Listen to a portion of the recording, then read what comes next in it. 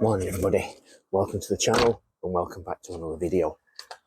We're on a new pitch, new site at Stony Acres Luxury Caravan Park, adults only, in Shrewsbury.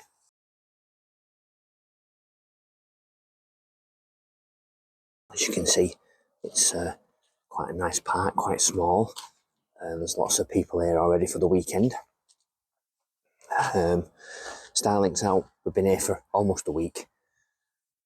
And it's really good. They're sort of quiet, you can hear the road, but it's not too bad.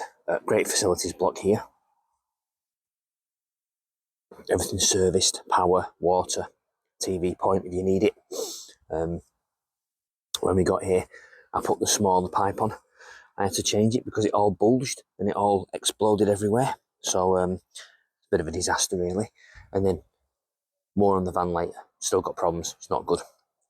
But anyway, on site, Stoney Acres Luxury Caravan Park. There's loads of pitches. They're quite big, obviously big enough for Connie. 9 metres long, pretty good. They have chalets on site, I think, that you can rent, and then decent facilities block. So here you've got Elsan around here, and the bins. Around this side here you have dog wash station and pot wash. Doggy waste bin, lovely. And then around this side you've got gents and ladies toilets. Let's see if there's anybody in here. No, don't think there is. So in the toilet.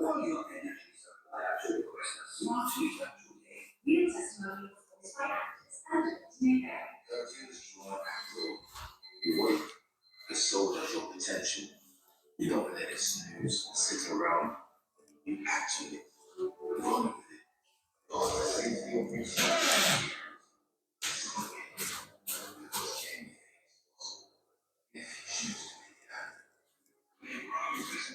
Switching careers or just starting out, make the most of your potential. Okay, that was the toilet block and the showers. I didn't want to go in there, really. There was somebody in there, but I think they were on the loo. Anyway, back around this way. So there's parking spaces everywhere. You've got, these here. This is the main entrance. Then in here you've got the laundry room. In the laundry room you've got a fridge freezer, pot wash area, books that you can borrow, a free washing machine and a free dryer. Washing machines here are pretty good. We put it on number 2 and we put it on 50 degrees and 1200 spin, and that went all the way down in about an hour and a half. And then we do a 70 minute dry, and that does everything, and it's nice and lovely. It's pretty good. And then we've got disabled showers, toilets, and then the staff area there. And then round the corner is reception, which you can see. Let's have a look. You can see here. So can you see behind that car there's like a barrier? So the front of this, where's my finger? The front of this building here is reception, and that's as you come in, and it's all barriered access and it's all code access. So here, as you can see the brown building there. There, the brown building there. That's the reception area where you come in when you come to site. And it's really good. You can probably hear the road, but then the road is literally just on the other side. See the cars going past, that's where the road is. But at night it's not very busy. But this site, I mean, this is our second favourite site. We've only been here once, and it's our second favourite site ever to come because it's so easy.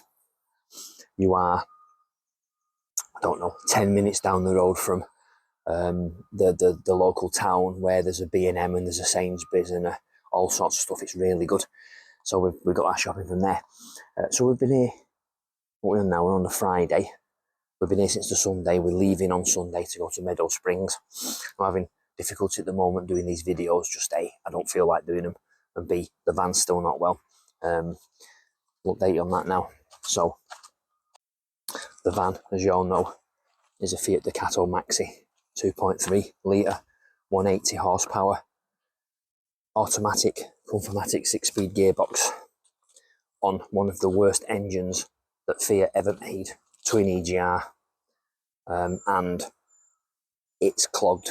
It's just I get error lights, I've just recently paid 1,400 quid almost to get it cleaned out, the engine inside, to have it MOT'd, and it's rubbish. It lasted 400 miles.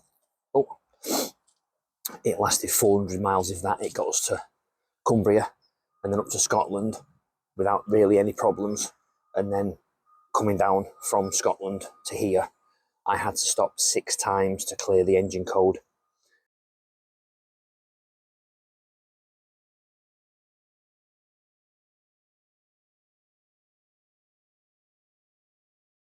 Because it kept saying the EGR valve was clogged again, and the turbo sensor wasn't working, even though clearing the codes made the turbo work. You could hear it whine, you could get power, and it's just not good. It's causing us sleepless nights now. It's rubbish.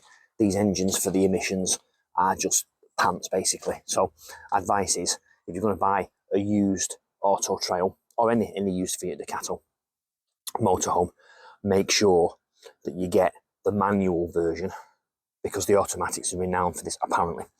Make sure you get the manual version, and don't get the B version of the engine, the 49611B, possibly.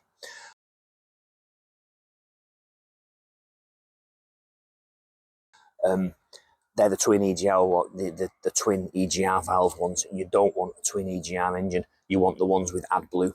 So you can see here, ours doesn't have AdBlue because it has the twin EGR.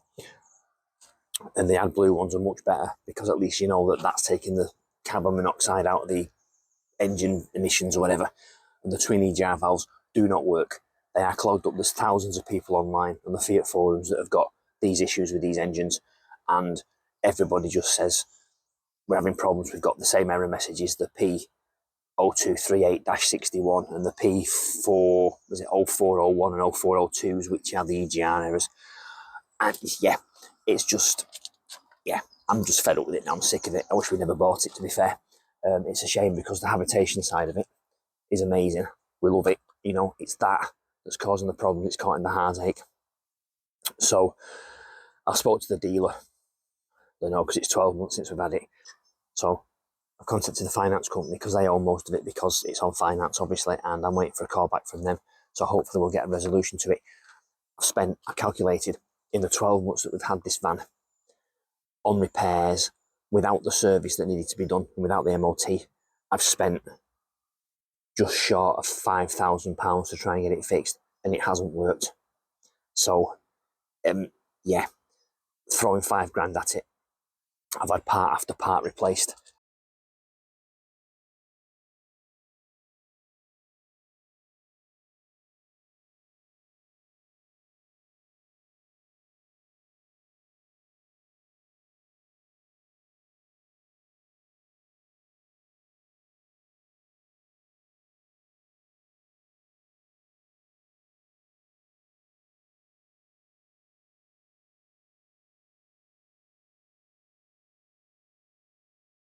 And it makes no difference whatsoever. The cleaning seemed to work. The turbo pressure sensor, solenoid, whatever, that error message came on again, but clearing the codes made it work. And the garage doesn't know why that comes on. It could be an ECU problem, it could be anything. Nobody knows what these problems are. And on the forums, they say, oh, use this piece of software, I'll do this and that and the other, and we can tell you what the problem is. But even Fiat won't admit there's a problem. So we haven't got much hope at all if Fiat don't admit there's a problem. And they only made these between 2017 and 2019, maybe. So I don't know. But it's just not good.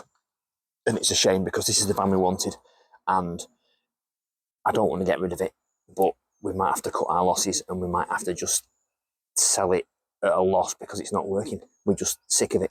We just want something different now, because it's stressing us out, and this is not what motorhome happiness and happiness in life should be.